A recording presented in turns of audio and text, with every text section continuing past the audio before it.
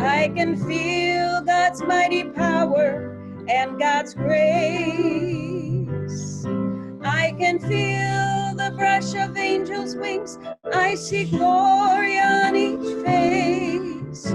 Surely the presence of the Lord is in this place. Surely the presence of the Lord is in this place. I can feel God's mighty power and God's grace. I can feel the brush of angels' wings. I see glory on each face.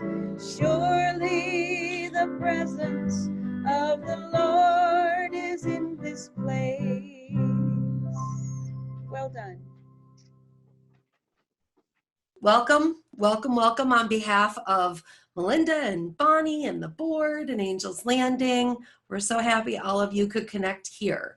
And please know if at any given time you're unable to connect on a Sunday, we are posting the full service now on the Angels Landing Spiritual Center YouTube page. So you can always revisit and get it all, but we really love it when everybody's here live. So either way though, or if part of the message needs to be revisited for you, you can always go back and listen again, or you can send it to somebody and share it as well, okay? So those are really great ways to participate with us. So coming here today, we are creating a divine heartbeat collectively. May we who gather receive the nutrients needed to grow and to recognize the divine mystery within. May we experience the reflection of divine love in each other and in ourselves. And may our circle here always be sacred, honoring the healing, teaching, receiving, and growing of each service, of each spirit that enters. Sorry about that. Each of us, each of our spirits that enter, may this circle always be sacred. And may the truth always abide and peace always bless us. Let's do the Lord's Prayer together. Our Father, who art in heaven, hallowed be thy name. Thy kingdom come, thy will be done, on earth as it is in heaven. Give us this day our daily bread, and forgive us our trespasses, as we forgive those who trespass against us. And lead us not into temptation, but deliver us from evil. For thine is the kingdom, power, the glory, now and forever. Aho. Okay, let's see here. Well, Matt, you don't have to switch the speaker because I'm already here. Welcome, welcome, welcome again. And so it was really kind of interesting today to the last few days actually going into my meditative space and figuring out like where do we go from our Easter service last week. It was kind of Easter, Passover, resurrection, rising, you know, our message from last week. So where do we take that now? Where do we go with that? And we talked about bringing Easter into the future, bringing Easter into everyday, living Easter, using that resurrection piece as a verb. What does that look like? What does that feel like? And how can I manifest that in my life? So I was reflecting on that, and I had the privilege of listening to a dear friend of mine's talk, Dr. Ruth Ann Tates, an amazing psychologist, sports psychologist, and she was talking in her interview with University of Toledo about resilience and what resilience is. And she told this wonderful story about herself as a child, how she was pushed over into a mud puddle and covered in mud and got back up and had to get on the bus and move forward with her day. And she defined that getting up as resilience, as a coming back to, as a stepping back up and into things. And so I was listening to that talk of hers and how we talked about rising and how we talk about rising and falling and rising and falling and how that pattern brings resilience, okay? So there's this cycle that's happening. And what came to me was the medicine wheel. So in our Native American tradition, we have the medicine wheel. And that is a piece that kind of goes along with the cycling. And so that's what I really want to get into and talk about today. Ram Dass has explained that we do not need to be so dependent on the world of change. And that when things change, you know, everything outside of us moves. And if we can't find the equanimity, if we can't find the stability in ourselves, we kind of get thrown around by that. And we falsely believe that we can fix everything with our minds. And that's not exactly true either. But that there's a nature of change that happens to understand and accept, as well as develop our spiritual beingness. That's beyond, you know, the worldly three-dimensional experience that we're having. And that by developing these things, that's what sustains us. That's what builds that equanimity. And we need to respond to challenge without immobilizing our fears. We don't become, you know, so fear-based that we don't know how to move through these things. And so creating that framework of being able to move and examine and grow is what the medicine wheel is actually all about. And we have this throughout all sorts of different traditions. There are sacred circles everywhere, right? So we've got Stonehenge as a sacred circle. In the Eastern traditions, we have mandalas, we have the Celtic labyrinths that we walk. All of these are different traditions of how the circle can be sacred and how it creates a pattern in our lives to know how to handle difficulty, how to handle growth, how to handle the cycles in life. So the medicine wheel was brought to us by Sun Bear. He was the Native American that had the vision of this and brought it forward as healing medicine. When I learned it, my teacher, Jean, goodness, now I got to remember. I was in my early 20s when I was introduced to the medicine wheel, and I was living on the Cherokee Reservation in North Carolina. And Jean, the Cherokee elder, took me to a particular mountain there, and there was this amazing kind of natural growth of a tree was in the south point. There was a huge, like 4-foot crystal growing out of the mountain at the north point and rocks in between. And this was my first experience of a medicine wheel. So it wasn't something small, it was something big. It was something that enveloped me. And he taught me the pattern of the medicine wheel, how we walk it, how we practice it, but then how we take that with us into life and continue to practice it. So that's kind of where I want to go with things today. The medicine wheel is a philosophy of life, okay? It's all life. Everything in life can be included in the medicine wheel.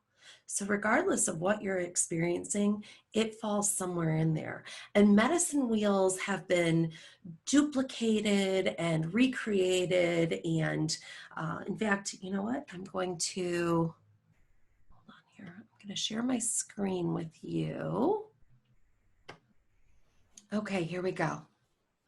So these are just a variety of medicine wheels. The original, these two at the bottom, this one, orange one's a little bit harder to read, but this was Sun Bear's original vision. And you see that there's north, south, east, and west. There are animals, there are colors, there are minerals, there are stones. There's so much in the medicine wheel. And that has been taken and expanded out to the year. You know, time can be put into a medicine wheel. Emotions can be put into the medicine wheel. All sorts of this medicine wheel over to the right, it demonstrates how there's all different forms of healing that can be in the medicine wheel. And so what's interesting about that is anything and everything fits into the medicine wheel. And what we're looking at today is very specifically, where are we at with the pandemic is what I want to talk about. But I'll take you through the meditation where you can really personalize this and explore it more on your own. Okay. But this is a way that we can understand nature, the changes in nature, how we respond to things, all the significant events in our lives. It measures seasons, it measures our age, it measures the days of the week, the elements, the archetypes fit in here. It's a way that you can understand your personality. It's a way you can understand your ultimate vocation in life and what your purpose and journey is in here. And then within that medicine wheel where you see everything marked, that's all the medicine that we can use to heal ourselves and heal the things going on. So we see who the spirit keepers are in those directions, what colors are associated, what stones and plants and oils, what guides are available in which direction, our chakras, which chakras related. And then through that, we can create ritual and ceremonies to create the healing that we need. So what's beautiful about the medicine wheel is that it brings all clans together, all tribes together, and it equally offers medicine and healing to all people. Okay. So when we think about the pandemic, we think about where are we? So I'm not going to teach all of the medicine wheel, but I wanted to give you, kind of a starting point to understand if you aren't familiar with it. So we have our different directions. East typically is where we start, east, south, west, north, and then we honor Mother Earth, we honor Father Sky, and we have spirit in the middle, okay? So what I'm looking at in the world right now is that we're kind of in the west of this pandemic, and we're moving toward the north. I guess backward for you guys, right? This would be west for you, moving toward the north. And there's a lot of significance there. So as we move to the north is symbolized by white. Wind is the element. The elders are there. It's kind of the part of our lives. We're born in the east where the sun rises and we move around the medicine wheel. And when we're in the north, it's typically, if we're looking at age, it's toward the last quarter of our lives. It's where wisdom comes. It's where we contemplate more. It's where we reflect more. And so when we kind of superimpose this on COVID-19 and the state of the world and the pandemic going on, I see us moving into this north piece. And I don't want us to miss it. I don't want us to skip it, okay? Because there's a lot of wisdom there. So what's important as we go into this north and to activate into the north is to pause. That's the first step, okay? We need to pause. So we've gone through a lot of emotions. We've gone through denial, we've gone through anger, we've, gone through sadness, fear, all these different emotions that we've been going through through the last, 5 to 10 weeks, depending on how long you've been tracking this. Definitely for the last, 4 weeks that we've been sheltered in place. And we've had all these different responses to this. And so what I really want to encourage us to do right now is slow down and pause and let all of those emotions settle, because it's time to reflect, okay? The importance that we have right now is the need to reflect. Things naturally fall apart. It's the nature of change. What wasn't working in our highest good got all mixed up, okay? So what weren't we seeing? What wasn't working? What was damaging us? What was damaging our neighbors, our loved ones? What about life, personally, as well as socially, as well as worldwide? What was working and what wasn't? So when we stop and reflect, it's an important time to really listen for that, because your own wisdom isn't going to be the only thing that comes up. But the quietness, the connecting with the breath needs to happen, because we want to listen to that which is beyond us. What's been trying to get through that hasn't been able to yet. So in order to discover the wisdom of our elders, of our ancestors, as well as our own inner wisdom, our own divine guidance. We pause, we reflect. And then we need to remember that everything is happening for us, not to us.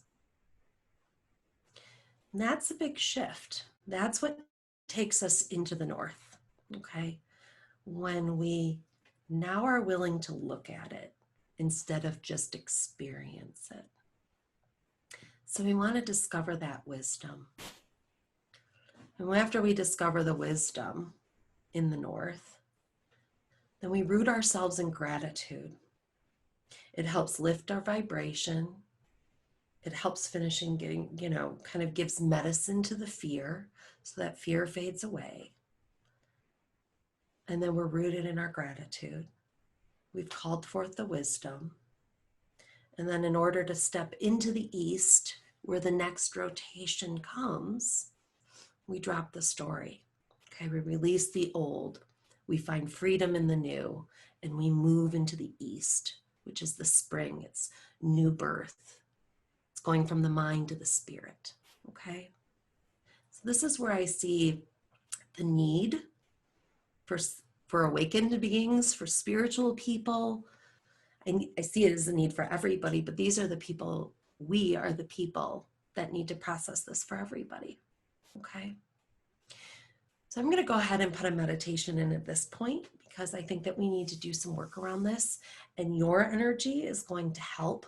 We're gonna actually do the work right now, okay? So go ahead and close your eyes. Feel your feet on the ground. Connect to Mother Earth's energy, to that heartbeat that she gives us.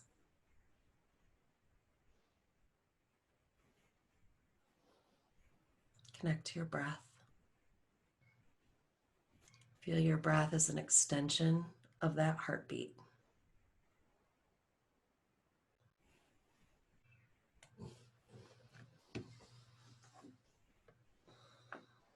Connect up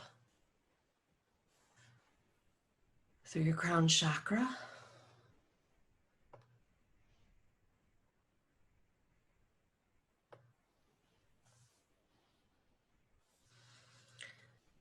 I've already opened the medicine bundle. I've already called in all the directions. And so our ancestors are all here, just kind of waiting for us to get into this space where they can really help embody the wisdom that we need to feel and hear and take on. So just invite that in.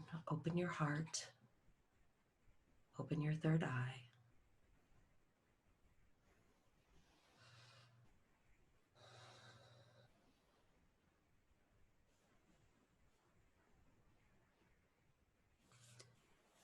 The winter returned to us a few days ago.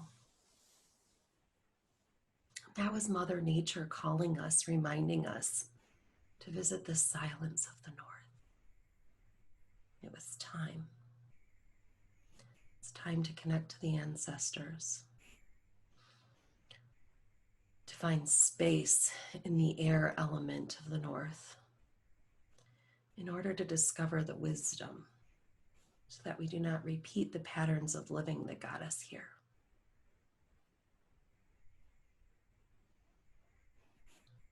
We call on the medicine of the buffalo to bring us an abundance of wisdom as we reflect. We call on the medicine of the wind to bring us the messages of our elders and of the Creator. We call on the medicine of the color white so that our intentions are carried forth in a pure manner, unadulterated by our selfishness. We call on the medicine of silence so that we may deeply commune with the divine through our breath.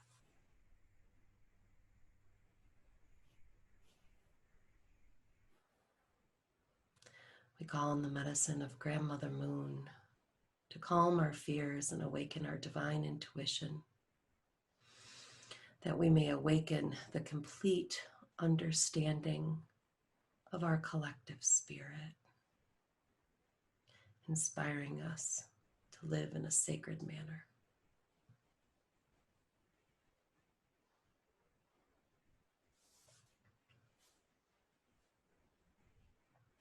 So in this space of pause,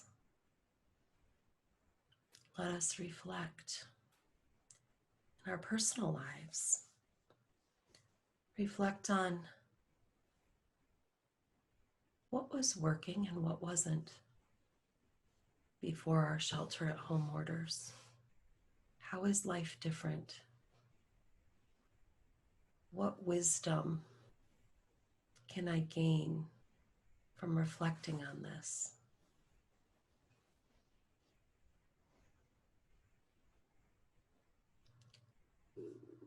What gifts has this pandemic brought me personally, my family,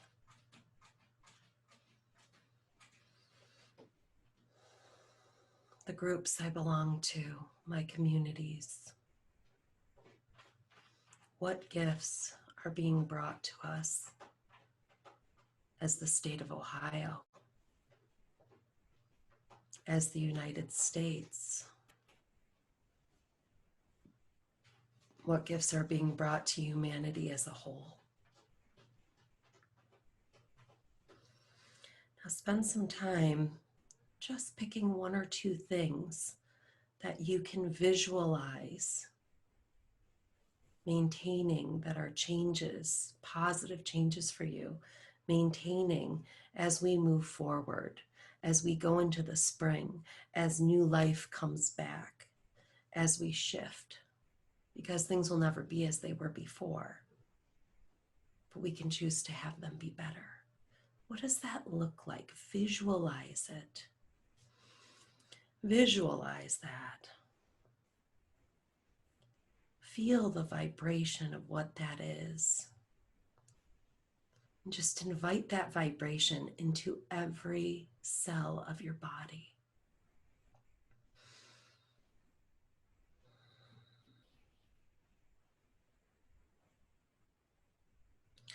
And allow that vibration to lift you. And as you're lifting, as we pull that rising energy up, let it fall right into your heart space. And focus on the gratitude, the get to, not have to. The fact this is all working for you, for us. So tap into that gratitude space and let it just fill your whole body, your whole heart, extend it out from your body. Have enough for those who don't know how to do it.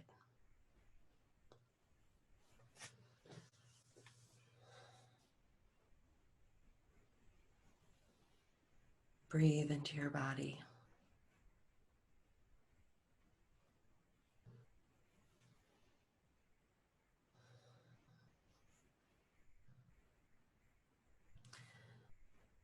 And now an important piece is to recognize what was before and where you are now. And whatever story is attached in there, drop the story. Become free of it. Drop the story. Fully move in without anything connected to the past into the new space, the new wisdom you've attained for the next cycle.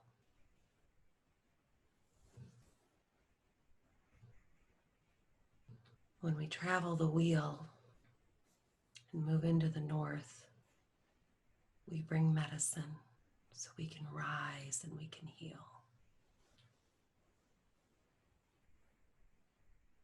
Now breathe yourself back into the room and open your eyes. Well done, you guys. I can just, that was some good power. Got some powerful ancestors with us today. So grateful.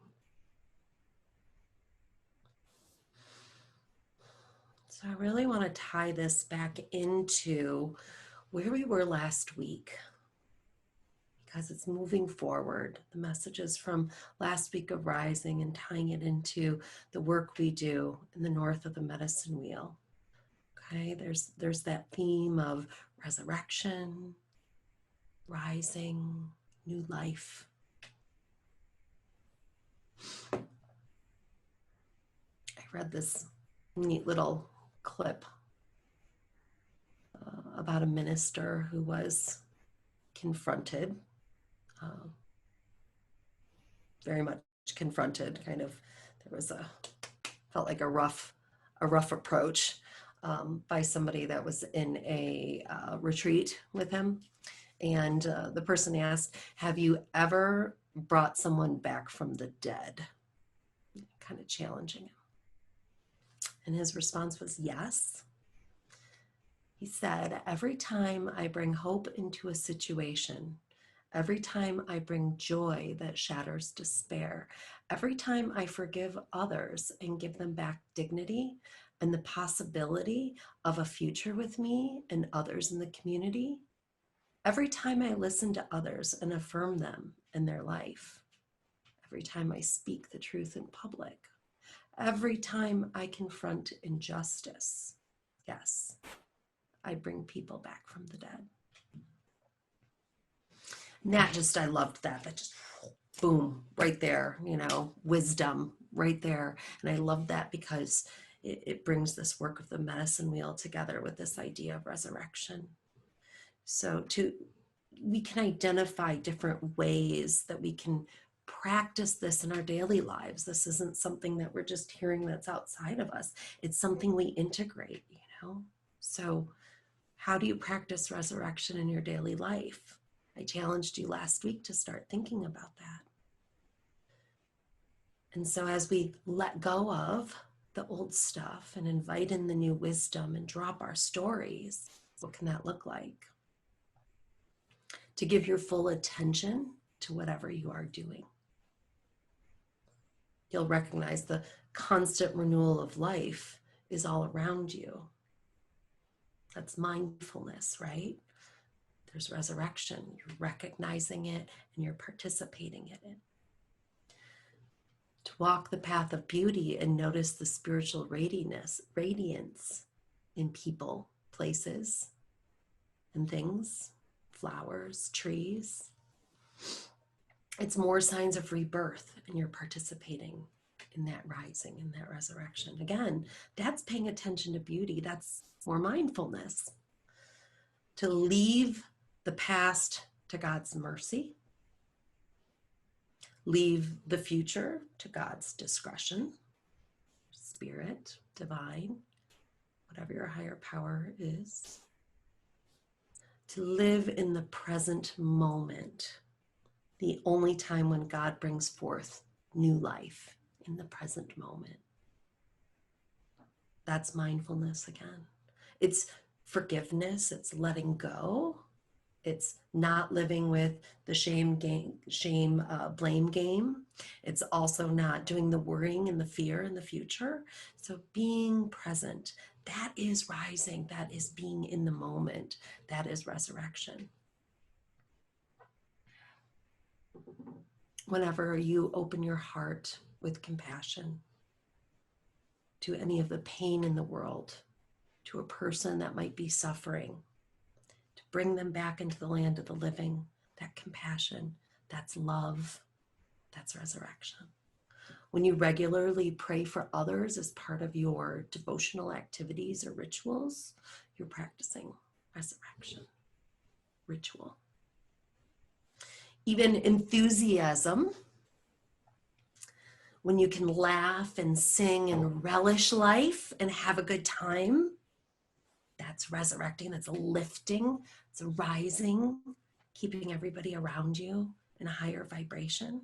Practicing gratitude is an obvious one, especially when you can slay the death-dealing forces of boredom, despair, taking things for granted, okay?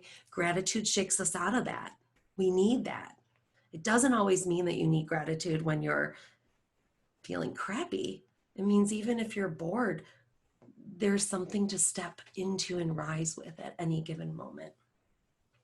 When you stay open to all people in any situation, you affirm your belief that all things can be made new again. Playing, laughing, enjoying yourself, lifting other people up.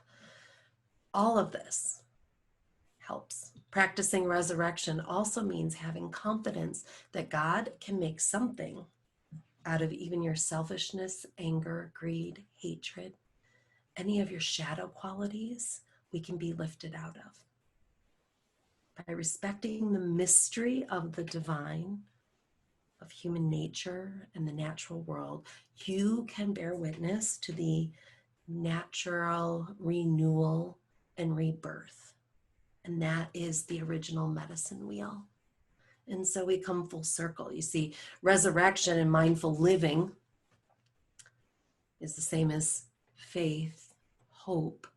It creates resilience that helps us rise. Okay. But to be sure to always honor the whole practice in getting there. When you travel the whole wheel, this is how we live sacred. Okay. So when you're frustrated, when you're presented, and you're going to get fearful and you're going to get angry, and then you're going to have acceptance and you're going to settle in. Don't forget that last piece of reflecting and building the wisdom. And then you're going to be on that wheel again. So honoring the whole wheel. I tend to get real frustrated when I'm in that, kind of bottom section where something has started and it's really hard to move through the beginning of that because I just want to be on that north side instead of the south side of the issue right away. But see, this is where we rise. So in the middle of the wheel, there's a cross, okay? And the horizontal part represents our life from birth to death, our life, our walking this earth. But then the vertical line represents our spiritual growth, rising, resurrecting ourselves from the part that's hard to the piece with wisdom, okay? So recognize that whole process, that whole cycle is really important. So I hope the medicine wheel can continue to help you. If you want to learn more about it, there's lots of great stuff online. I could also do a workshop on it, but I just wanted to give you this piece of it. Because having that perspective outside of yourself can sometimes take something that you don't know what to do with, and when you can identify it and put it into, a way of working with it, it allows you to move through it and not feel so stuck and not feel so desperate sometimes or so out of control moving through it. Okay, you're just at one point and you're always somewhere on that wheel. There's no place outside of it. So with that, thank you. Thank you for bringing your energy to the circle today. I'm going to offer you a blessing now. Close your eyes, bow your heads. May you honor the medicine wheel and learn to give yourself grace wherever you are in the many cycles of life. May you give room to others for the same, embracing the sacred circle of your own life, breathing into the trust and hope the wheel offers, recognizing and honoring your own resilience and ability to rise. Aho.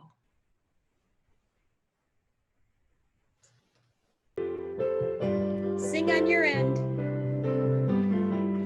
Let there be peace on earth, and let it begin with me. Let there be peace on earth, the peace that was meant to be, with God as creator, family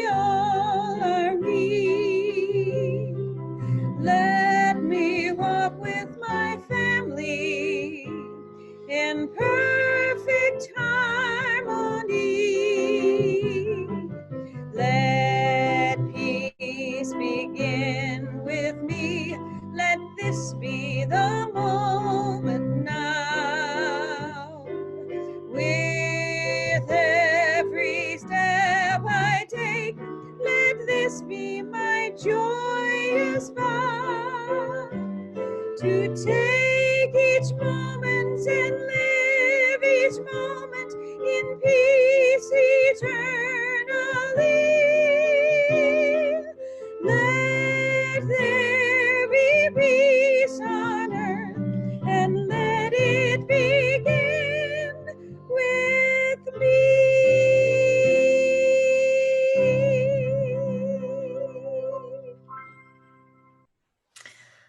Oh, it's nice to have Lori with us even when she's not with us. That's just perfect. So thank you all so much for joining us today. If you have any feedback or suggestions, please feel free to email Melinda, or you can email me with anything, Deborah@livesacred.org. If you are able to give your love offering to support our continued operations, information is in the invite email. There is also a donation module for electronic offerings on the website.